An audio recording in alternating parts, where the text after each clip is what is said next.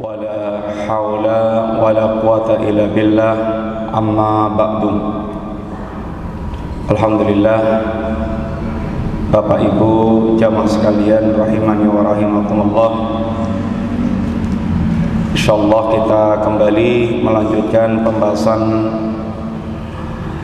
mengambil faidah dari kitab Al-Usul Ats-Tsalatsah, yang artinya adalah 3 prinsip yang sangat penting, dan ini diangkat dari hadis Rasulullah sallallahu alaihi wasallam yang berkaitan dengan soalul malakain, pertanyaan 2 malaikat ketika nanti di alam barzakh, yang kita sangat meyakini bahwa kehidupan kita ini akan berlanjut. Sekarang kita di alam dunia, berikutnya nanti kita akan pindah ke alam barzakh, yaitu alam penantian. Di alam barzakh ila yaumi yub'atsun, sampai nanti kita dibangkitkan masuk ke wilayah yaumul akhir, yaitu hari yang tidak ada lagi hari setelah itu, yaitu hari kiamat. Hari kita akan memetik hasil, sehingga dikatakan pula dengan yaumul jaza, hari pembalasan. Dan sekarang ini adalah darul amal, atau juga dikatakan darul bala. Sekarang ini adalah saatnya kita bekerja, yang adalah kerja dan kerja dan kerja, beramal, beramal dan beramal. Belum ada pembalasan secara sempurna, yang kata Allah Subhanahu wa taala pembalasan sempurna kelak ketika kita masuk ke wilayah yaumul qiyamah. Wa innama tuwaffawna ujurakum yaumal qiyamah. Dan sesungguhnya ini sempurnanya pahala kalian adalah kelak di hari kiamat. Bapak sekalian, pembahasan tentang 3 prinsip yang sedang kita kaji sekarang ini adalah bekal kita untuk bisa benar-benar sukses di alam barzakh. Karena kesuksesan di alam barzakh sangat berkaitan dengan kemampuan kita menjawab pertanyaan 2 malaikat. Pertanyaan tentang 3 perkara: man rabbuk, wa madinuk, wa man nabiyuk.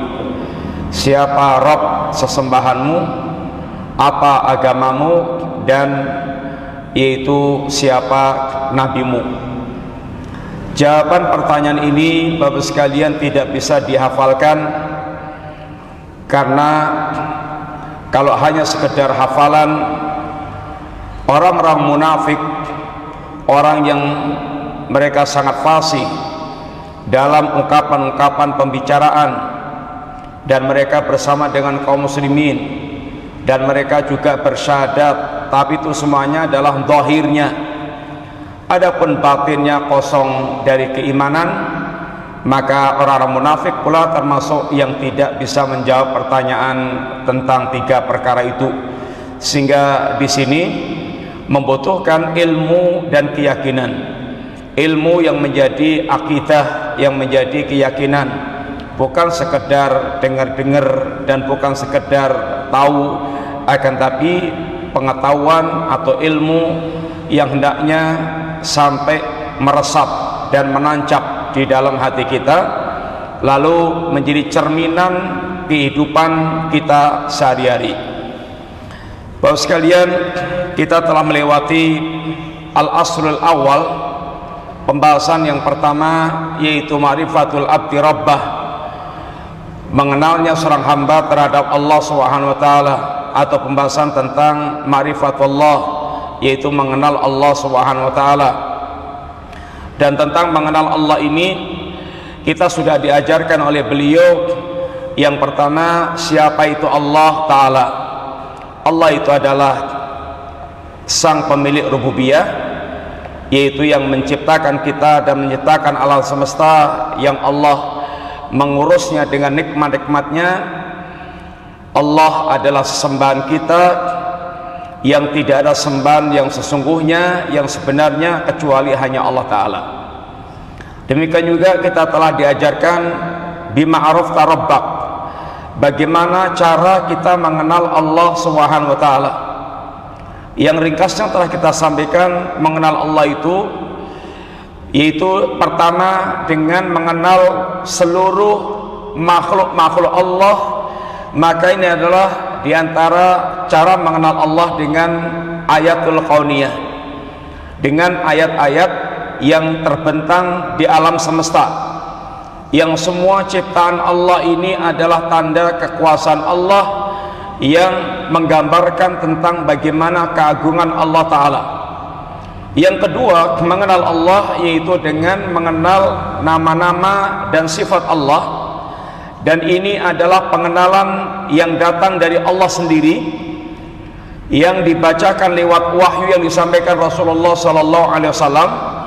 Dan itulah pengenalan yang lebih hakiki, mengenal Allah dengan sebenarnya melalui sifat-sifat, nama dan sifat-sifat Allah yang telah diterangkan Allah melalui Rasulnya SAW, sehingga akan tergambar kepada kita bagaimana kesempurnaan Allah Subhanahu wa Ta'ala yang telah dijelaskan dalam nama dan sifat Allah Ta'ala. Kemudian beliau juga telah menjelaskan kepada kita tentang Ar-Rabbu huwal Ma'bud, yang berhak disembah itu adalah yang memiliki rububiyah, yaitu yang menciptakan dan mengurus alam semesta ini. Yang tidak menciptakan dan tidak mengurus alam semesta ini maka tidak berhak disembah. Maka kata Al-Imam Ibnu Katsir, al-khaliqu li hadhil asya' huwal mustahiqqu lil ibadah. Yang menciptakan segala sesuatu inilah yang berhak untuk disembah, sehingga yang tidak menciptakan tidak berhak disembah. Oleh karena itulah dijelaskan, semua yang disembah selain Allah adalah sesembahan batil, sesembahan yang rusak, yang harus ditolak oleh seorang mukmin. Oleh karena itulah syahadat kita adalah la ilaha. Ini penolakan terhadap semua jenis sesembahan selain Allah Ta'ala, illallah, dan kita hanya menetapkan bahwa sembahan yang sesungguhnya hanyalah Allah Ta'ala. Kemudian beliau menjelaskan tentang yakni macam-macam ibadah yang harus kita wujudkan, dan beliau telah berikan contoh-contoh ibadah yang wajib untuk ditauhidkan hanya kepada Allah semata. Kemudian setelah al-aslul awal, maka kita masuk kepada al-aslul tsani, yaitu ma'rifatu dinil Islam bil adillah, mengenal ajaran Islam dengan dalil-dalilnya. Bapak sekalian, kalimat beliau ini mengajari kepada kita supaya kita menjadi seorang muslim yang ittiba, seorang muslim yang beragamanya dengan dalil-dalil, dengan ilmu.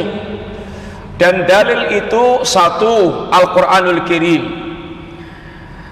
Yang kedua, as-sunnah atau hadis Nabi, dengan catatan untuk zaman kita sekarang ini hadis yang sahih. Kalau di zaman Nabi tidak ada sahih, tidak ada dhaif, tidak ada hasan, semuanya sahih karena langsung dari Nabi SAW. Adapun setelah Rasulullah SAW, nyun ngapunten, banyak pembohong, banyak pembuat riwayat-riwayat palsu. Maka para ulama kemudian yaitu menjelaskan setiap riwayat dengan sanad, penelitian sanad, sehingga dikumpulkan ini hadis sahih, ini hadis dhaif, ini hadis palsu. Itu semuanya dengan ini pelajaran dalam masalah sanad hadis, dan ini wajib bagi kita untuk perhatian tentang kesahihan hadis, tentu melalui para ulama yang telah menggeluti bidang ini, pentasihan hadis, yang memilahkan hadis sahih, dhaif, kemudian maudhu. Untuk kita semuanya adalah wajib perhatian dengan perkara ini, karena kalau kita tahu bahwa hadis itu dhaif, apalagi palsu, lalu kita tetap mengatakan qala Rasulullah sallallahu alaihi wasallam, maka kita termasuk pendusta dan kita diancam dengan ancaman mempersiapkan tempat duduk di api atau di dalam neraka. Man kadzdzaba alayya muta'ammidan falyatabawwa maq'adahu minan nar. Barang siapa yang berdusta atas namaku dengan sengaja, sudah tahu ini hadisnya palsu, sudah tahu ini hadisnya dhaif yang tidak boleh kita pakai, kemudian tetap dia katakan qala Rasulullah sallallahu alaihi wasallam tanpa menjelaskan ini adalah hadis palsu atau dhaif, maka dia telah berdusta atas nama Nabi dan terancam dengan ini perkataan beliau, falyatabawwa maq'adahu minan nar, silahkan mempersiapkan tempat duduk di neraka. Sehingga dalil pertama Al-Quran, yang kedua hadis Rasulullah SAW. Kemudian cara memahami Al-Quran dan hadis ini adalah dengan tariqah, dengan jalannya pemahaman para sahabat Nabi dan para ulama. Tidak boleh kemudian kita memahami ayat hadis lalu kita fahami sendiri, jatuhnya adalah memahami dengan hawa nafsunya, yang sering sekali ini adalah titik pangkal kekeliruan dalam memahami agama Allah Subhanahu wa taala. Memahami Al-Quran dan Sunnah sekalian dengan pemahaman para sahabat Nabi, ini adalah perintah Allah dan perintah Rasulullah sallallahu alaihi wasallam, yang Allah Subhanahu wa taala menjadikan para sahabat patokan dalam lurusnya kita beragama. Di antaranya Allah katakan, fa in amanu bimisli ma amantum faqad ihtadaw. Seandainya mereka itu mau beriman seperti imannya kalian, wahai para sahabat Nabi, maka niscaya mereka akan di atas petunjuk. Dengan kata lain, barang siapa yang mereka berimannya tidak mengikuti jalannya para sahabat, maka mereka berada di atas kesesatan. Demikian pula ayat-ayat dan hadis yang lainnya yang Allah telah menjadikan penjelasan tentang hakikat para sahabat, generasi yang dikatakan Allah mereka adalah ulaika humus shadiqun, mereka adalah orang-orang yang benar-benar telah jujur menunjukkan kejujuran iman mereka. Mereka telah teruji dan terbukti kejujuran iman mereka. Demikian pula ulaika humul muflihun, mereka adalah orang-orang yang telah sukses dalam beragama, telah beruntung dengan agamanya. Kemudian mereka juga dikatakan Allah ulaika humul mu'minuna haqqan, mereka adalah orang mukmin yang sesungguhnya, mukmin yang sejati, bukan mukmin palsu, bukan mukmin aku-akuan, tetapi mukmin yang telah betul-betul dibuktikan dalam kehidupan nyata mereka bagaimana pembelaan mereka kepada iman mereka. Demikian mereka katakan Allah ulaika humur rasyidun, mereka itulah orang-orang yang lurus, rasyid, terbimbing, sehingga mereka orang yang betul-betul berjalannya di atas bimbingan petunjuk wahyu Allah Subhanahu wa taala.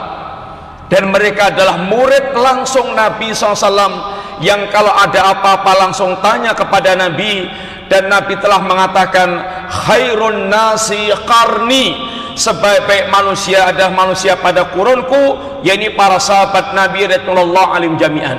Sehingga maksudnya beragama Islam dengan dalil-dalilnya, yaitu pertama berislam di atas dengan Al-Quran, kedua dengan hadis Nabi yang sahih, ketiga dengan pemahaman para sahabat Nabi dalam memahami Al-Quran dan sunnah Nabinya. Kemudian juga termasuk dalil adalah ijma', ijma'nya para sahabat, ijma'nya kaum muslimin, kesepakatan kaum muslimin. Ini ada termasuk dalam dalil-dalil kita beragama. Oleh karena itulah Bapak sekalian, ini pelajaran yang diajarkan kepada kita. Jangan sampai kita menjadi muqallid, jangan sampai kita menjadi orang yang taklid. Taklid itu boleh dalam perkara-perkara yang memang kita terpaksa taklid. Contoh umpamanya, hadis ini sahih atau dhaif, kita nggak punya ilmunya, kita tidak sekolah yang mempelajari tentang pelajaran ilmu hadis, sehingga kalau kita paksa kita menilai hadis, kita akan bisa sesat. Maka dalam masalah ini kita mesti wajib taklid, mesti kita harus taklid. Dalam perkara ini taklid dibolehkan, tetapi beragama secara umum kita ini harus berusaha untuk ittiba, artinya tahu dalilnya. Amalan ini, dalilnya ini, Al-Qur'annya ini, hadisnya ini, pemahaman yang benar begini. Ini kita harus memiliki upaya dan usaha sampai ke tingkat seperti ini. Ini ittiba, sehingga tidak sekedar kata Pak Kiai, kata Ustadz, kata guru, sehingga beragama tanpa dalil sama sekali. Ini yang menjadikan rusaknya masyarakat kaum muslimin. Ini yang menjadikan rusaknya masyarakat kaum muslimin, sehingga ini akan menimbulkan kefanatikan, menimbulkan yaitu fanatik kepada seseorang tanpa tahu dalilnya. Seandainya kita diajari cara beragama yang benar, insya Allah itu akan sangat betul-betul mereda dan menghilangkan sikap fanatik. Fanatik kita ini hanya kepada Al-Quran, hanya kepada sunnah Nabi dengan pemahaman yang benar. Ini fanatik yang dibenarkan. Adapun fanatik kepada ustadz tertentu, fanatik kepada organisasi tertentu, atau kepada ormas tertentu, atau kepada kelompok tertentu, ini semuanya tercela. Ini semuanya tercela, karena itu bukan standar kebenaran. Standar kebenaran itulah Al-Quran, As-Sunnah dengan pemahaman para sahabat Nabi radhiyallahu alaihim jami'an. Dan para ulama, inilah yang mereka perjuangkan, yang mereka pertahankan dalam membantah semua kebatilan-kebatilan. Bapak sekalian, prinsip yang kedua ini yaitu ma'rifatu dinil Islam bil adillah, mengenal dalil Islam dengan dalil-dalilnya. Wahwa, dan apa itu Islam? Islam adalah wahwa al-istislamu lillahi bitauhid wal inqiyadu lahu bitta'ah wal bara'atu minasyirki wa ahli. Islam adalah sikap pasrah, istislam, berserah diri kepada Allah Subhanahu wa taala. Dan kemarin kita telah sampaikan penjelasan singkat bagaimana kita menjadi seorang muslim yang istislam, seorang muslim yang benar-benar tunduk dan patuh, berserah diri kepada Allah Subhanahu wa taala. Yang Allah perintahkan kita wa anibu ila rabbikum wa aslimulah, kembalilah kalian selalu kepada Allah dan berserah dirilah kalian kepada Allah Subhanahu wa taala. Kita orang-orang yang diperintahkan Allah agar selalu kembali kepada Allah taala. Kita diperintahkan berjalan di atas jalan Allah yang terkadang kita kepleset, terkadang kita tergelincir, tapi hendaknya kita selalu kembali kepada Allah Subhanahu wa taala. Jangan kemudian kita justru melanjutkan kedurakan sampai kemudian jauh daripada rel jalan yang telah dibentangkan Allah Ta'ala. Waslimulah, dan tunduk patuhlah kalian kepada Allah Subhanahu wa taala. Bagaimana ketunduk patuhan kita kepada Allah? Al-istislamu lillahi bitauhid. Ini yang pertama. Cara kita istislam kepada Allah Subhanahu wa taala yaitu dengan bertauhid. Dengan bertauhid. Dan telah kita jelaskan insyaallah pada pembahasan yang dulu waktu kita membahas tentang 3 ini masalah penting. Yang pertama 4 masalah, yang kedua tentang 3 masalah. Kita sebagian telah bicarakan bahwa hakikat kita berislam ini pokok pertama adalah bertauhid. Ketundukan kita ditegakkan di atas dasar tauhid.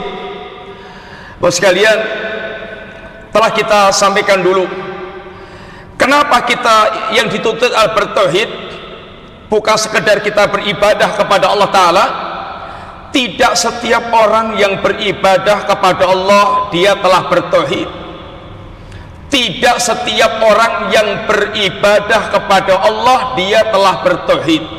Seperti yang telah kita ulang berkali-kali, ayat Allah wa ma khalaqtul jinna wal insa illa liya'budun. Makna liya'budun ay liyuwahidun, agar mereka mentauhidkanku. Karena Bapak sekalian, ibadah tanpa kita tegakkan di atas sikap bertauhid maka menjadi muspro, tidak ada gunanya. Tauhid ini kedudukannya dalam semua ibadah yang kita lakukan, seperti wudhu terhadap sholat.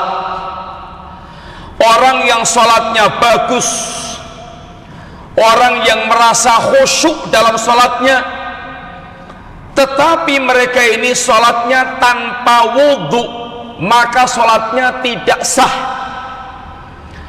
Demikian pula dalam kita beragama, bagus sholatnya, bagus hajinya, bagus infak dan zakatnya, bagus ini lain-lainnya, tapi dia tidak bertauhid alias dia musyrik. Dia kalau dengan tetangga bagus, dengan masyarakat bagus, dia wahwa ini nyah-nyoh, wahweh atau dia nyah-nyoh dengan orang blobok, tapi dia musyrik. Dalam agama kita seperti ini semuanya kata Allah habaan mansura, seluruh amalnya akan seperti debu yang berterbangan, tidak manfaat bagi para pemiliknya. Dan telah kita berikan contoh orang-orang yang mereka memiliki track record kehidupan yang masya Allah bagusnya secara sosial masyarakat atau secara amaliyah kebaikan, tetapi tidak punya syarat tauhid. Contoh pertama, ada seorang namanya Ibnu Jud'an, seorang yang blobok nyah-nyoh, yang dikenal dengan super dermawan. Bahkan kalau nyuguh tamu itu dikatakan harus mangkoknya atau piringnya harus dipenek atau diraih dengan tangga, saking dhuwurnya mangkoknya. Tapi kata Nabi, Ibnu Jud'an tidak masuk surga sama sekali. Kenapa? Karena dia tidak bertauhid kepada Allah alias dia musyrik. Contoh yang lebih jelas lagi Bapak sekalian adalah Abu Thalib, paman Rasulullah Sallallahu Alaihi Wasallam, yang dalam membela dakwahnya Rasulullah SAW beliau tidak tanggung-tanggung. Beliau tokoh yang disegani oleh orang Quraisy, dan beliau selalu dilobi oleh orang Quraisy, bahkan ditekan-tekan oleh orang Quraisy untuk menyerahkan keponakannya yaitu Rasulullah Muhammad SAW. Tapi Abu Thalib selalu menjadi bemper pertama terhadap dakwah Nabi. Bahkan ketika Nabi diboikot selama 3 tahun oleh orang-orang Quraisy, sampai betul-betul sengsara, sampai makan daun kering, sampai kotorannya itu kayak serintil, nyun ngapunten, Abu Talib ikut serta di dalamnya padahal dia kafir, sehingga selalu menjadi benteng bagi Rasulullah Sallallahu Alaihi Wasallam.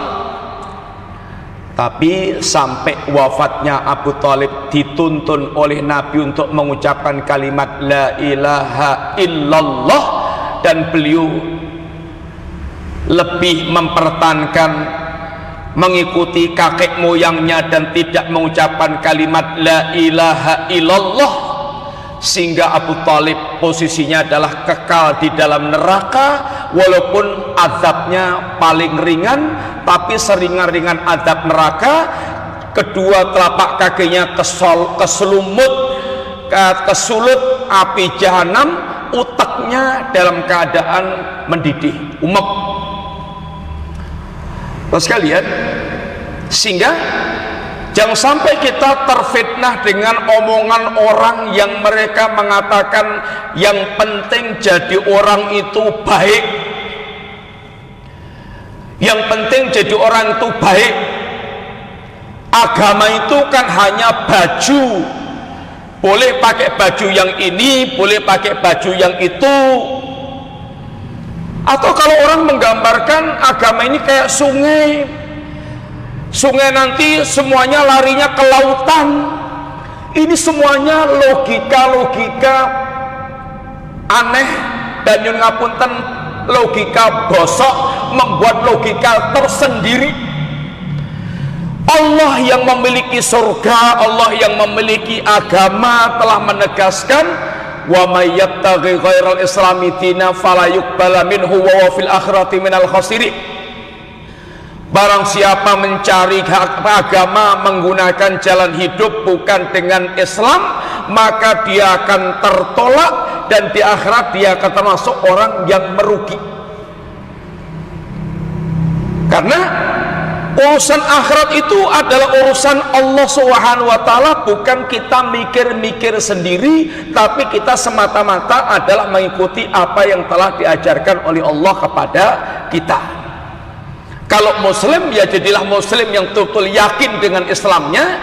Kalau nggak yakin dengan Islamnya, ya mending jadi orang kafir, sehingga jelas mengingkari apa yang diajarkan oleh Allah Subhanahu wa taala. Jangan sampai menjadi muslim tapi modelnya kafir, menjadi muslim tapi nggak yakin dengan Islam. Ini rugi. Tiwas rekoso, dadak sholat, dadak dia poso, dadak haji, dadak dia terikat dengan ini amal-amal Islam, padahal pemikirannya kafir. Semua agama sama, Mbok, ya kalau semua agama sama, pindah-pindah aja tiap minggu sekali, pindah sekali. Hari ini minggu ini Islam, minggu depan menjadi kafir. Ini tentu juga tidak akan mau. Ini adalah orang yang tidak konsekuen dengan omongannya. Bapak sekalian, Islam itu hakikatnya adalah di tauhid ini, sehingga tanpa tauhid tidak ada keislaman. Sekali lagi Bapak sekalian, semua nabi dan rasul dari awal sampai yang terakhir itu tidak ada satupun yang tidak mendakwahkan tauhid. Dari rasul yang pertama, Rasul Nabiullah Nuh alaihissalatu wassalam, sampai rasul yang terakhir Rasulullah Muhammad sallallahu alaihi wasallam, tidak ada satu nabi dan rasul pun yang datang ke tengah-tengah manusia kecuali mereka mengajarkan tauhid. Wa ma arsalna min qablika min rasulin illa nuhi ilaihi annahu la ilaha illa ana. Tidak ada seorang rasul pun yang kami utus sebelum engkau ya Rasulullah sallallahu alaihi wasallam, kecuali pasti aku wahyukan kepada Rasul ini la ilaha illa ana atau la ilaha illallah sama, kecuali pasti aku wahyukan kepadanya bahwa tidak ada sesembahan yang sebenarnya kecuali hanya Allah. Sekalian, dan juga harus kita ingat lagi bahwa Nabi nyun ngapunten ibaratnya ngantos babak bundas dengan dakwahnya itu, keroyo-royo kalau Rasulullah SAW sampai hijrah ke Mekah ke Madinah, dari Mekah ke Madinah, malam-malam keluar dari Mekah ke Madinah dengan meninggalkan semua apa yang ada di Mekah. Nabiullah Nuh 950 tahun berdakwah. Nabiullah Musa harus menghadapi Fir'aun sampai dioyak-oyak, sampai kemudian harus ke pentok laut. Nabiullah Ibrahim harus sampai kemudian dilempar ke pembakaran api, sampai dilemparnya bukan dari jarak dekat tapi jarak jauh karena saking besarnya kobaran api. Itu semuanya gara-garanya adalah mereka tidak pernah bergeming dari mendakwahkan kalimat la ilaha illallah. Sehingga kalau keislaman kita itu tanpa la ilaha illallah, itu namanya ini jasad tanpa ruh, tidak ada nilainya. Sehingga dikatakan apa itu Islam? Al-istislamu lillahi bitauhid. Yang namanya Islam itu adalah tunduk patuh pasrah kepada Allah dengan tegak di atas tauhid. Tanpa tauhid tidak ada keislaman. Kemudian yang kedua, wal inqiyatu lahu bitta'ah, tunduk kepada Allah dengan mentaati perintah dan larangannya. Bos sekalian, ketaatan kepada Allah dan kepada Rasulnya SAW yang membawa agama ini adalah dituntutnya adalah ketaatan yang mutlak,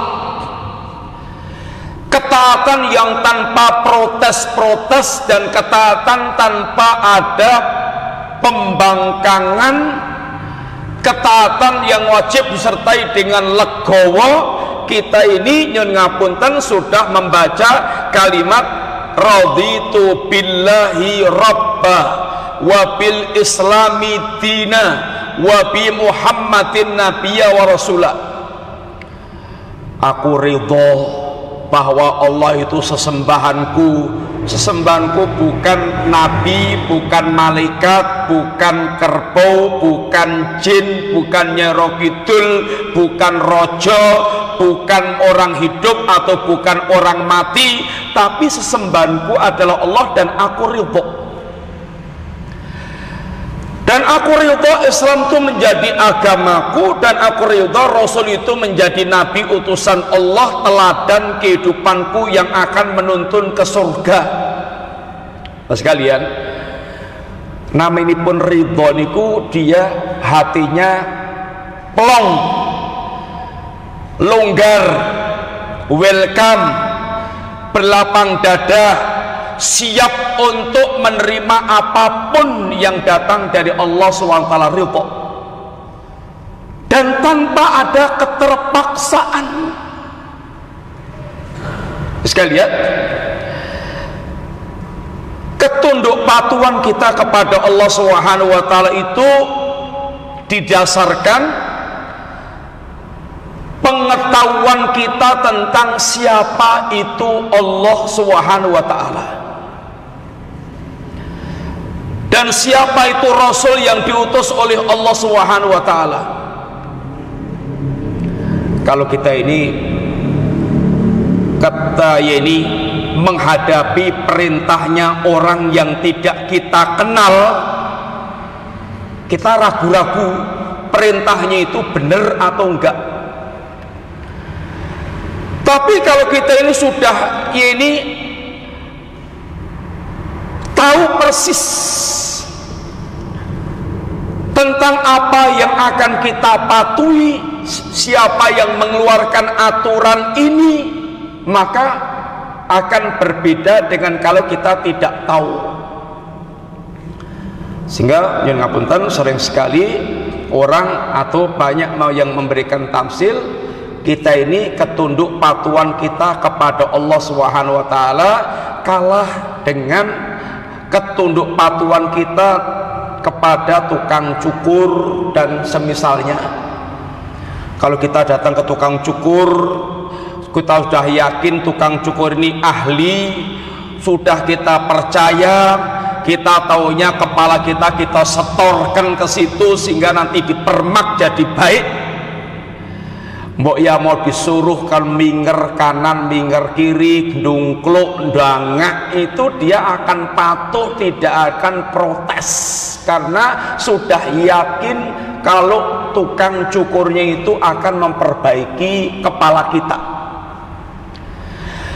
Kalau kita masukkan ke bengkel, ke dealer, sudah kita serahkan mobil kita, taunya jadi baik, kita tidak akan protes macam-macam. Tapi bagian kita dengan Allah Subhanahu wa taala dan dengan Rasulullah SAW, hampir semua ajarannya dikritisi, diprotesi, digajuli, dia tentang, seakan-akan dia jauh lebih jagoan dan lebih hebat dibandingkan dengan Allah Subhanahu wa taala.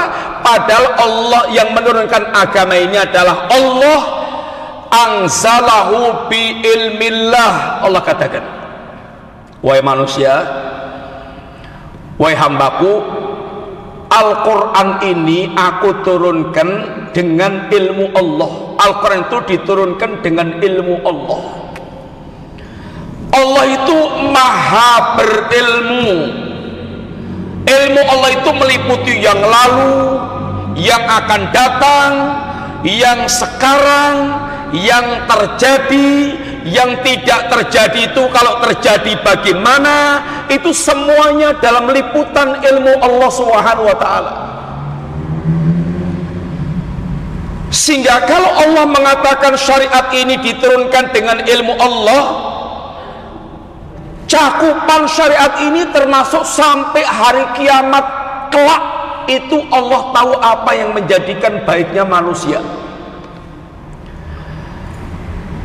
Orang yang menganggap syariat agama itu hanya cocok di zaman abad ke-7 waktu hidupnya Kanjeng Nabi Sallallahu Alaihi Wasallam, ini menyamakan yang menurunkan Al-Quran ini Allah yang primitif, yang tidak tahu tentang apa yang akan terjadi, yang akan datang.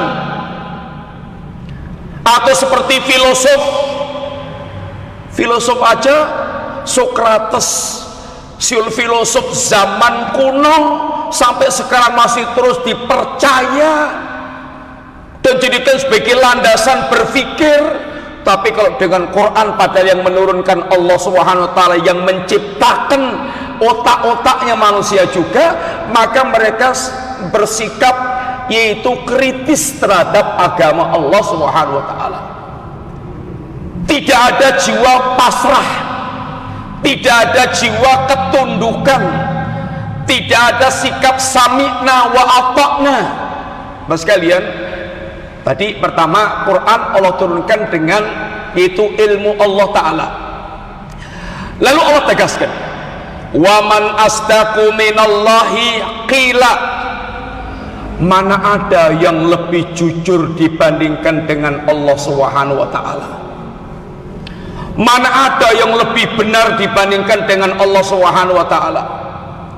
Sehingga Al-Qur'an itu dari ujung ayat sampai pangkal, dari ujung Quran sampai pangkal Quran, dari halaman pertama sampai halaman yang terakhir, semuanya adalah al-haq, semuanya adalah kebenaran. Dan Allah sendiri yang menegaskan al-haqqu mir rabbikum, al-haq itu datanya di Rabb kalian, fala takunanna minal mumtarin. Maka kalau kamu sudah yakin terhadap al-haq yang datang dari Allah ini, cara meyakininya dan memeganginya jangan ada keraguan sedikit pun, karena memang ragu-ragu itu sifatnya munafikin, bukan sifatnya mukminin. Sehingga kita dengan agama kita yakin seyakin-yakinnya, tidak ada keraguan sedikit pun. Allah tidak ada yang dusta dalam perkataan Allah, sehuruf pun tidak ada yang dusta. Yang ketiga, kata Allah tentang agama ini, waman ahsanu minallahi haditha. Mana ada yang lebih baik, lebih bagus, lebih indah ungkapannya dibandingkan dengan Allah Subhanahu wa ta'ala. Ungkapan Quran dari awal sampai yang terakhir adalah ungkapan yang terbaik, yang paling sopan, yang paling indah, yang paling tepat, yang paling bijak. Termasuk di antara hukum-hukum yang Allah turunkan kepada kita ini adalah semuanya hukum-hukum yang indah, yang baik, yang paling tepat, karena Allah Al-Hakim, Allah Zat yang Maha Bijak. Mas sekalian, orang-orang yang mereka mengesankan hukum Islam adalah hukum badui, hukum barbar, hukum yakni primitif. Mereka adalah orang-orang yang memang provokatif atau betul-betul bodoh tentang hakikat Islam, sehingga tidak mengenal Islam sebagaimana yang telah dijelaskan oleh Allah Subhanahu wa taala.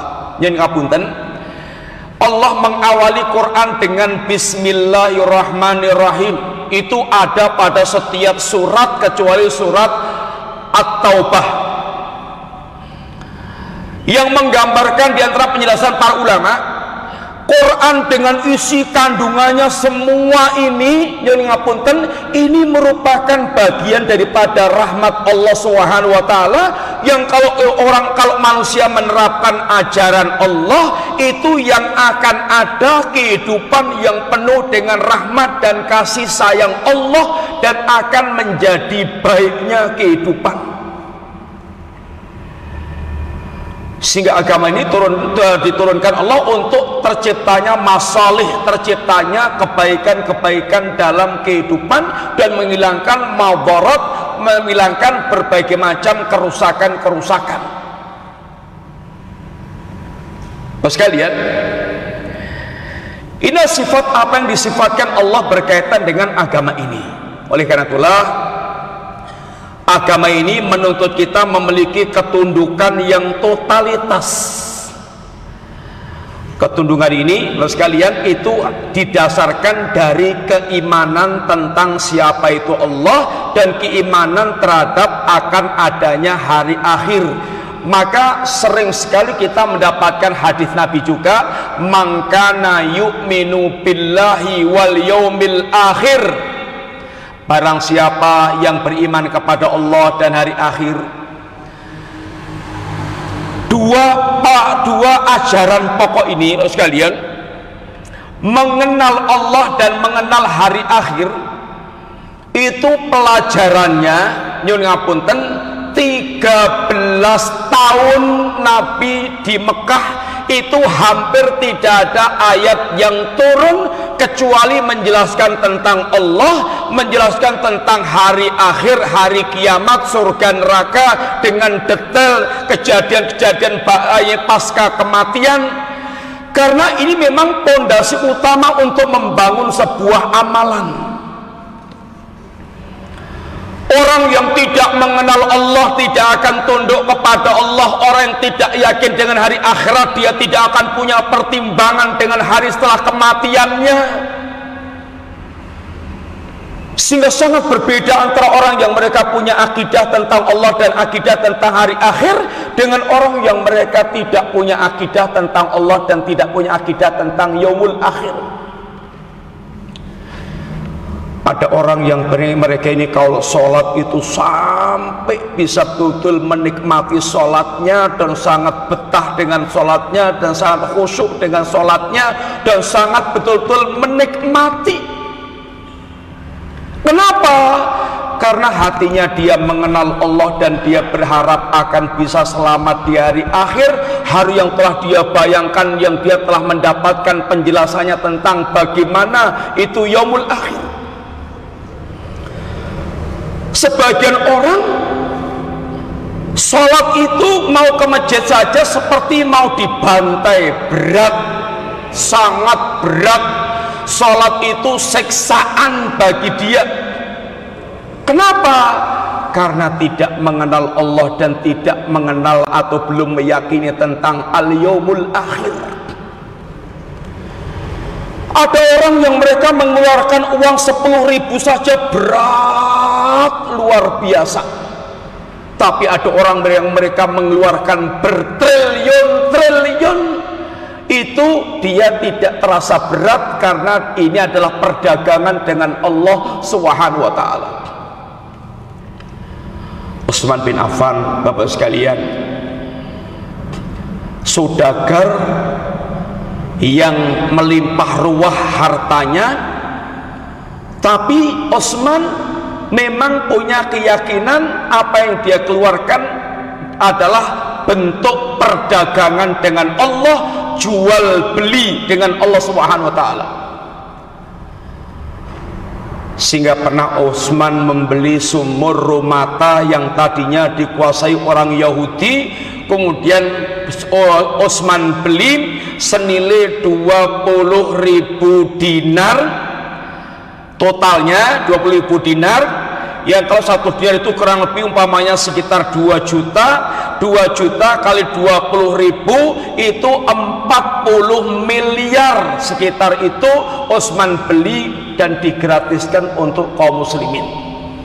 Bagi Utsman itu bukan kerugian, itu adalah jualan yang keuntungannya akan berlipat-lipat, karena yang membeli adalah zat yang maha kaya, yaitu Allah Subhanahu wa taala. Utsman pernah membawa barang dagangan di atas 1.000 unta yang para tengkulak itu sudah siap untuk yaitu membeli barang dagangan Utsman, tapi Utsman jual kepada yang bisa memberikan keuntungan 10 sampai 700 kali lipat sampai lipatan yang tidak terhingga, yaitu dia jual kepada Allah alias digratiskan total untuk kaum muslimin dengan mengharap keuntungan dari Allah Subhanahu wa taala. Utsman pernah membiayai perang Tabuk, sekitar 1/3 dari biaya perang Tabuk ditanggung oleh Utsman. Sedangkan perang Tabuk perang yang sangat membutuhkan banyak biaya, karena di waktu paceklik, kemudian di waktu sedang kesulitan harta, tempatnya jauh, sehingga biayanya bisa membengkak, dan Utsman menanggung 1/3 daripada biaya perang. Sampai Nabi katakan, ini setelah ini harta Utsman tidak membahayakan sama sekali. Seorang mukmin sekalian, apa yang dia keluarkan, tetesan keringat yang menetes dari badannya, harta yang dia keluarkan, capek yang dia alami, ini ke sana hanya untuk bisa mencicipi kenikmatan yang dia bayangkan. Bapak sekalian, kita ditawari oleh Allah keuntungan yang tidak terhingga dan kenikmatan yang tidak pernah terbayangkan oleh kita. Keuntungan itu datang dari Allah, dan kenikmatan itu diantaranya itu kenikmatan surga dan melihat wajah Allah, yang itu Allah janjikan, dan janji Allah adalah hak. Hanya orang-orang yang mereka hatinya betul-betul telah meresap keimanan yang akan sanggup membeli apa yang ditawarkan oleh Allah sehingga bercita-cita tinggi. Sehingga Islam itu sekali lagi sekalian ketundukan kepada Allah Subhanahu wa taala dengan setunduk-tunduknya kepatuhan yang totalitas, kepatuhan yang mutlak. Dan ini hanya terjadi ketika hatinya telah meresap keimanan di dalam dirinya.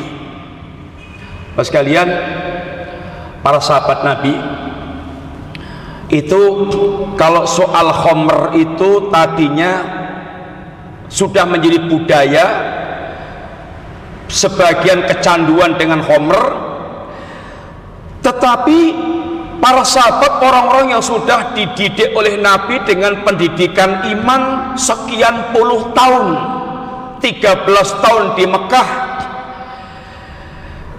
ketika Allah SWT turunkan tentang ayat tahrimul khamr, nggak ada kesulitan sama sekali,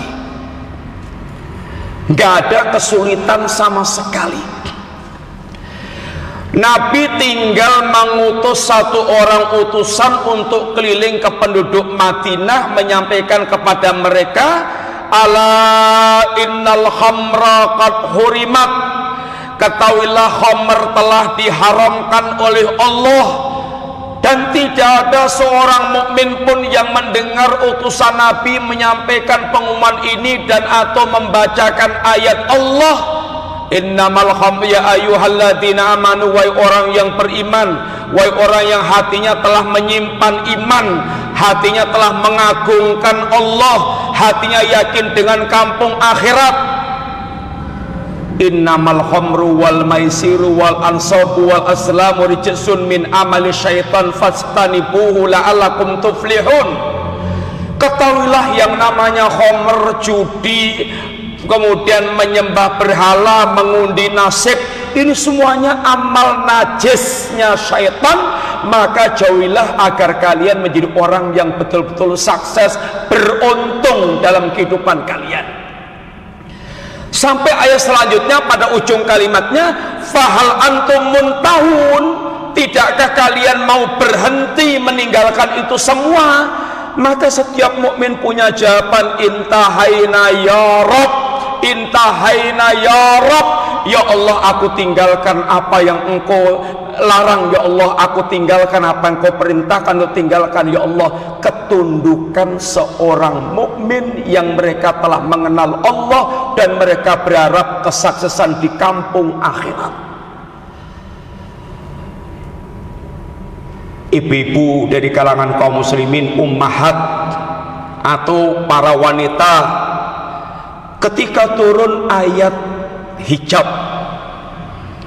dan ayat itu dibacakan oleh para laki-laki mereka, suami mereka atau keluarga mereka, para sahabiyat, yakni para wanita mukminah yang telah mendengar ayat ini tidak berpikir panjang, langsung mengambil kain yang ada di rumahnya untuk segera dipakai sebagai jilbab atau hijab untuk menutup, mengikuti apa yang diperintahkan oleh Allah Subhanahu wa taala. Sekalian, ini adalah contoh kepatuhan para sahabat Nabi. Dan agama itu dididik di atas sikap patuh. Walaupun kita boleh jadi terasa berat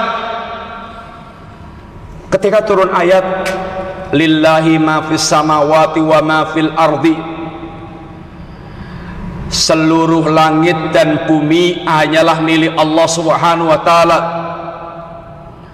Kemudian bagaimana selanjutnya ayatnya, ikhwan? Lillahi ma fis samawati wa ma fil ardi wa in tubtu ma fi anfusikum aw tukhfuhu yuhasibkum billah. Apapun yang Anda nampakkan atau Anda sembunyikan dalam hati kalian, semuanya akan dihisab oleh Allah Ta'ala.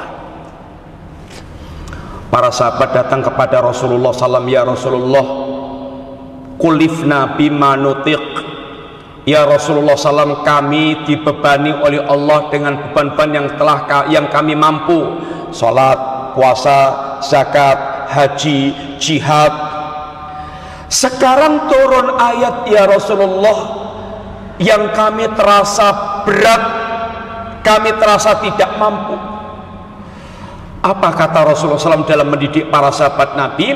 Aturiduna kama qalat ahlu kitabaini, apakah yang kalian inginkan seperti ucapan dua ahli kitab Yahudi dan Nasrani, sami'na wa asaina, kami dengar ya Allah dan kami maksiat.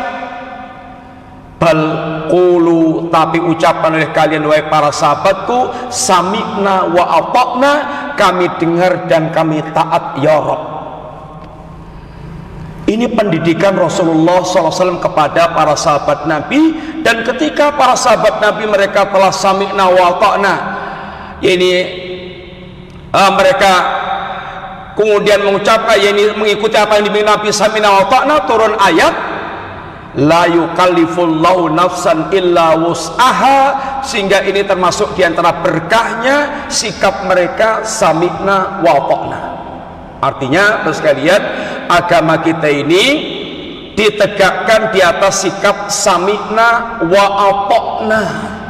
Ketika telah jelas-jelas itu dari agama kita, dari Allah dan Rasulnya sallallahu alaihi wasallam, bagaimana kita memiliki ketunduk patuhan yang total. Yang ketiga kata beliau, wal bara'atu minasyirki wa ahli, dan Islam itu adalah bara'ah, berlepas diri dari syirik dan para pelaku syirik. Kenapa kita wajib berlepas diri dengan syirik? Nyun ngapunten, antara tauhid dengan syirik itu nggak bisa ketemu. Barang siapa yang dia bertauhid pasti dia akan bersih dari syirik. Barang siapa yang dia musyrik, tauhidnya hancur. Dan Nabi kita telah menjelaskan tauhid dengan segamblang-gamblangnya, menjelaskan syirik dengan segamblang-gamblangnya. Apa itu tauhid, apa itu syirik telah dijelaskan. Tetapi nyun ngapunten, datang orang-orang yang digelari Nabi dengan istilah al-a'immatul mudhillun, pemimpin-pemimpin yang menyesatkan, atau dengan kalimat du'atun ala abwabi jahannam, dai-dai yang mereka berada di pintu-pintu jahanam. Boleh jadi kepalanya berpeci, kepalanya bersorban, badannya berjubah, boleh jadi berjenggot, tetapi seruannya itu mengantarkan manusia ke jahanam. Ini yang mengatakan Nabi SAW. Atau yang dikatakan oleh Nabi dengan dajjalun, kadzabun, para penipu, para pendusta dalam perkara agama. Syaitan dalam wujud manusia membalikkan ajaran-ajaran yang tauhid dianggap syirik, dianggap aneh, dianggap asing, yang syirik dianggap tauhid, dianggap kemuliaan, yang sunnah dianggap kaku, dianggap intoleran, dianggap ajaran ortodok, dianggap ajaran yang digambarkan buruk. Sedangkan yang menyelisih Islam dianggap itu ajaran yang elastis, toleran, indah, modern, cantik, elegan, atau segala macam ungkapan untuk menunjukkan tentang itu adalah ajaran modern. Kalau orang pakai penutup hijab, orang menutup aurat dengan rapat, itu dianggap orang yang kolot, orang yang ortodok, orang yang fanatik. Tetapi kalau dia berpakaian serba minim, ngeler pupu, ngeler dada, ngeler punggung, sehingga auratnya diler, itu dianggap modern, dianggap trendy, dianggap kemajuan. Laki-laki yang tidak mau kenal perempuan, tidak mau pacaran, tidak mau bergaul bebas, dianggap ya ini Joko Kuper, kemudian dianggap kolot, dianggap kampungan. Tapi kalau mau pacaran sampai berzina, sampai bergaul bebas, kalau perlu sampai mendem, itu dianggap modern. dianggap ini pemuda zaman kini, pemuda yang memang idaman zaman sekarang. Dibalik-balik, tauhid itu dianggap ajaran keras, radikal. Syirik itu dianggap itu adalah pengagungan kepada wali, kecintaan kepada wali. Ini adalah membalikan fakta. Terus sekalian, asalnya agama ini telah jelas, tauhid, syirik telah dijelaskan dengan sangat gamblang, tetapi menjadi rancu karena adanya orang-orang yang memang suka menebarkan syubhat, menebarkan kerancuan, sehingga nggak jelas antara tauhid dengan syirik, kufur dengan iman, Islam dengan kafir, itu nggak jelas lagi. Orang sampai ramudeng, Islam itu opo, kafir itu opo, itu ramudeng. Sampai ada orang bilang, orang kafir itu dia muslim walaupun tidak beragama dengan agama Islam. Ini kalimat membingungkan dan membuat orang racak to. Wong kafir dia muslim walaupun tidak beragama dengan agama Islam. Seperti juga ungkapan orang iblis itu makhluk yang paling murni tauhidnya karena tidak mau sujud kecuali hanya kepada Allah Ta'ala. Ini adalah ungkapan-ungkapan orang, mereka suka mengeluarkan syubhat, mengeluarkan yaitu pengkaburan pemikiran yang dikatakan oleh Nabi tadi dengan ungkapan-ungkapan para penyesat. Dan Islam itu adalah baroah dari orang-orang kafir dan musyrik.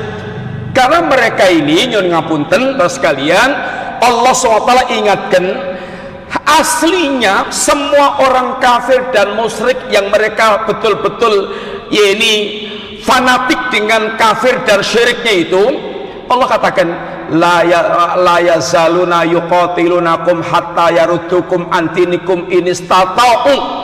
Mereka itu tidak akan pernah berhenti memerangi kalian sampai kalian murtad dari agama kalian kalau mereka sanggup. Jangan ngapunten bos kalian, perang niku wonten kali, wonten perang fisik, perang militer. Ini tujuannya memberangus fisik muslimin sehingga bagaimana fisik muslimin habis. Yang kedua, perang pemikiran, yang diberangus itu pemikirannya sehingga muslim tapi pemikiran Islamnya sudah mati, sehingga ada muslim yang pikirannya sekuler, yang pikirannya itu barat, pikirannya kafir, pikirannya komunis, karena memang keislamannya sudah terbunuh dalam dirinya. Islam hanya nama, tidak ada kehidupan di dalam dirinya tentang keislaman. Dan untuk mewujudkan program ini kata Allah, innal walladzina kafaru yunfikuna amwalahum liyasuddu an sabilillah. Innal ladzina kafaru yunfikuna amwalahum liyasuddu an sabilillah. Sesungguhnya orang-orang kafir itu mereka betul-betul akan membelanjakan, menganggarkan harta mereka, disiapkan dana khusus untuk apa? Liyasuddu an sabilillah, untuk menghalangi dari jalan Allah Subhanahu wa taala. Maka kalau ada orang kafir nyumbang pondok, orang kafir nyumbang pesantren, orang kafir nyumbang yayasan Islam, orang kafir nyumbang itu memang ya ayatnya begitu dan punya tujuan di balik itu. Sekalian, maka Allah memerintahkan kita mesti harus punya sikap yang jelas, sikap yang tegas, sikap yang berprinsip dalam beragama. Bukan orang yang mereka tidak punya prinsip sehingga tidak punya sikap yang jelas dalam beragama. Sekalian, agama ini telah ditinggalkan oleh Nabi, oleh Allah dan Nabinya dengan sangat gamblang, dengan sangat terang. Kemudian beliau mengatakan setelah menjelaskan tentang hakikat Islam, wahwa salah satu marotib, dan Islam itu tingkatannya 3, Islam, iman, ihsan. Islam secara tingkatan ini adalah Islam paling rendah, di atasnya adalah iman, di atasnya adalah ihsan. Tapi ini semuanya adalah ini tingkatan Islam, maksudnya tingkatan dalam beragama. Islam itu yang sifatnya zahir, sudah sholat, kelihatan sholat secara fisik, sudah kelihatan puasa secara fisik, tetapi baru sekedar menampakkan secara zahir. Kalau iman itu sudah mulai ngeresep, sehingga sudah mulai ada kenikmatan iman, sudah mulai betul-betul hatinya ngeresep tentang iman. Ihsan itu tingkatan yang paling sempurna dalam beragama, hatinya ada kerinduan kepada Allah, sehingga betul-betul dia bisa menikmati dalam beragama itu dengan kenikmatan yang sangat tinggi. Insyaallah kita lanjutkan pembahasan kita sekalian pada pertemuan yang akan datang biidznillah. Semoga manfaat dan ilmu itu ya sedikit-sedikit, mudah-mudahan Allah memberikan kesabaran kepada kita sekalian dalam yaitu mempelajari apa yang diajarkan oleh para ulama kita, karena baiknya agama kita adalah berkaitan dengan kadar ilmu kita. Dikatakan seorang ulama, bihasabi qillati ilmi rajul yudhilluhu asyaitanu. Sesuai dengan kadar sedikitnya ilmu agama seseorang, maka dengan kadar itulah syaitan akan menyesatkan ini manusia. Semakin sedikit ilmunya, semakin syaitan gampang untuk menyesatkan orang tersebut. Mudah-mudahan Allah memperbaiki diri kita dengan perhatian kita kepada ilmu agama ini. Matur nuwun, jazakumullah khair. Wassallallahu ala nabiyyina Muhammadin wa ala alihi wasallam. Assalamualaikum warahmatullahi wabarakatuh.